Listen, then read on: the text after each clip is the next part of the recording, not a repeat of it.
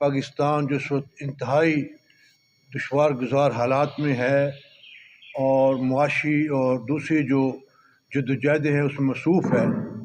بلوچستان میں جو حالیہ تشدد کی لہر ہوئی ہے اور اس سے پیوستہ جو کل واقعہ ہوا ہے اسلام آباد میں، ہم یہ سمجھتے ہیں کہ یہ بہت الارمنگ صورتحال ہے اور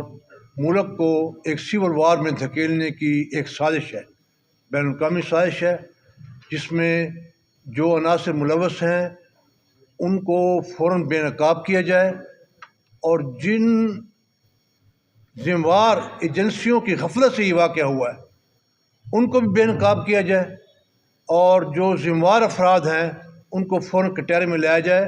اور آئندہ ایسے واقعات کا مستقل سدباب کیا جائے، جیسا کہ ہمارے ملی کونسل کے جنرل سیکرٹری جناب ایوب مغل صاحب اور دوسرے احباب نے فرمایا ہے.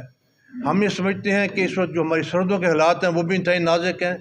ایران کی جو صورتحال ہے، ہماری جو کشمکش ہے ایک ہمسایہ ملک کے ساتھ اور ہندوستان کے ساتھ، تو ان حالات میں پاکستان ان چیزوں کا متحمل نہیں ہو سکتا کیونکہ اس کے اثرات بہت گہرے ہوں گے. تو لہٰذا اس بات کا یقینی ایک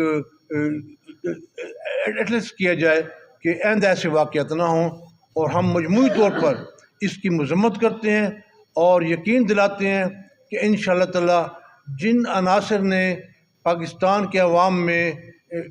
کسی بھی طرح سے جو فرقہ واریت کے لحاظ سے لسانی لحاظ سے جو کلیوج درار ڈالنے کی کوشش کی ہے، انشاءاللہ تعالی وہ اس میں ناکام و نامراد ہوں گے. اور پاکستان قوم ہر لحاظ سے متحد ہے اور اس حالات میں ہم اپنی افواج پاکستان اور اداروں کے ساتھ ہیں